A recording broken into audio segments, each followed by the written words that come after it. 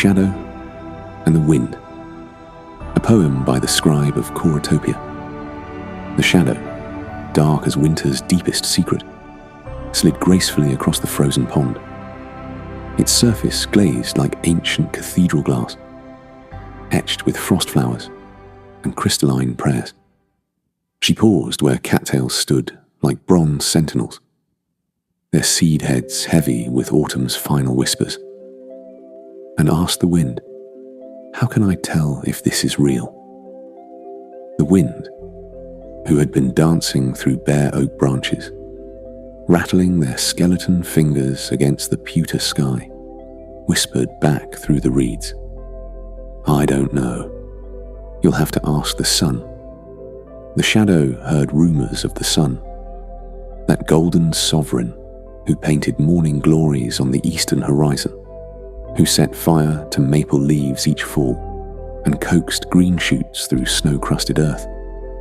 The father of all life, some called him, the great flame that made rivers sing and drew songbirds north each spring. But the shadow was not convinced. She only believed what she could see in the mirror of still water, in the footprints of deer pressed into mud, in the silver trails that snails left on rain-soaked garden stones. And she never saw this being they called the sun. Nevertheless, the wind, who had travelled through pine forests thick with amber sap, across meadows where wildflowers nodded like colourful congregations, she knew was wise, though quick to storm when clouds gathered too close.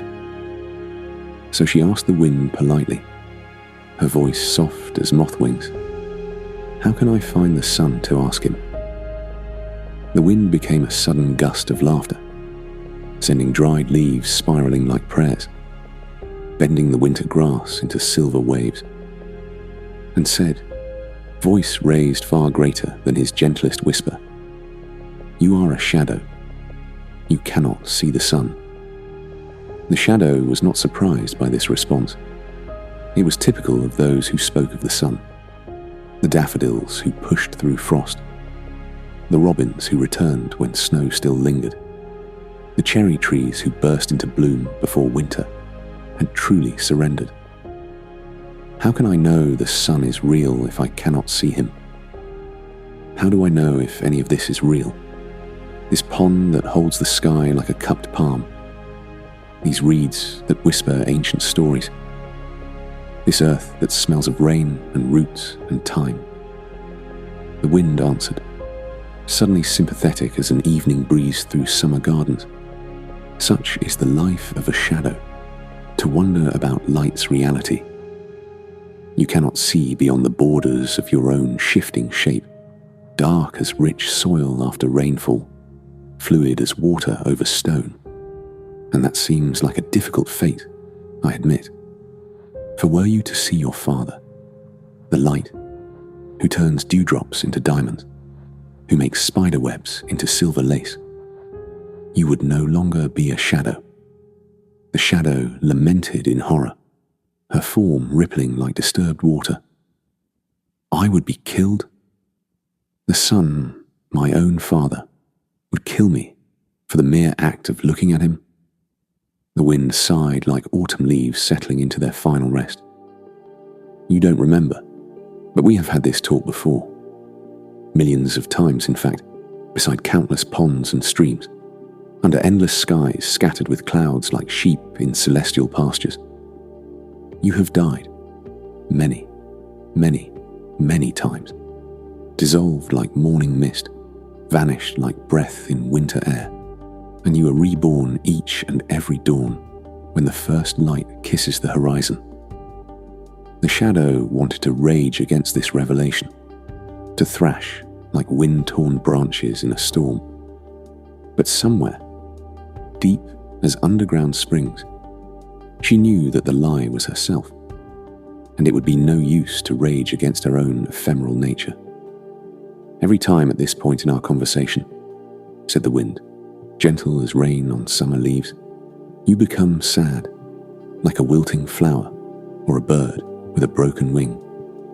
And I tell you not to worry, Because when our father goes to sleep behind the purple mountains, and mother's sky turns from robin's egg blue to velvet black, scattered with silver coins, you join all the shadows as one infinite shadow, dark and vast as the space between stars. The crickets emerge like tiny orchestras from grass thick as green carpet. The frogs begin their ancient chorus from lily-padded pools. The bats unfold like scraps of night made living. The owls call through cathedral pines, and the cicadas rise in waves of song that makes the very air shimmer, all join together to sing your glorious praises. In fact, all shadows, from towering trees to humble pebbles, from soaring hawks to scurrying field mice, join together to weave the night like an endless tapestry. And it's because of the night that we know about the stars scattered like seeds across infinity's dark garden. And because of the night, we know about eternity's endless grace.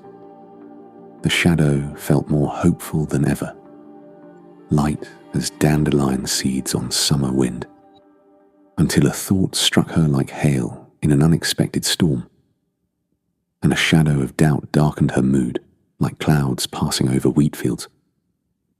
But if all the shadows merge into one infinite shadow, vast as the ocean's deepest trenches, what happens to me? Where does my own individual shadowness go? This particular darkness that has learned the texture of ice, that knows the shape of these specific reeds. The wind raised his voice, like thunder rolling across prairies, like a gospel preacher calling to congregations of wildflowers. I am the wind. I am always the wind. I move from mountain peaks, where eagles nest among granite spires, to valley floors, where streams run silver between moss-covered stones. I dance through cornfields and whisper secrets to wheat. I exist everywhere and nowhere, always here, always now. I don't know infinity, like you will get to know infinity, that vast darkness, where all dreams swim like luminous fish, where all songs echo like voices in endless cathedrals. I only know that I exist, that I am the breath of sleeping forests, the sigh of prairie grass, the voice that carries the scent of jasmine and rain. So, in that way, even though you exist for just these precious hours, as the particular shadow you are now, graceful as a swan's reflection, mysterious as moonlight through leaves, you will merge with the infinite darkness that holds all stories, all dreams, all possibilities, and then you will be reborn as your shadow self again, fresh as morning dew on spider webs. The wind turned gentle and kind, humble as a breeze through herb gardens, soft as the whisper of grass growing toward light. In his final sermon, he sang, "Therefore, shadow, with your time growing shorter and shorter as our Father reaches the summit of Mother Sky, blue as forget-me-nots, wide as hope itself, celebrate your life as you glide across this frozen mirror where cattails stand guard and ice holds the memory of summer. Remind yourself of this one great miracle, written in frost and starlight. Without the light, there'd be no you, no graceful darkness dancing on winter's crystalline stage.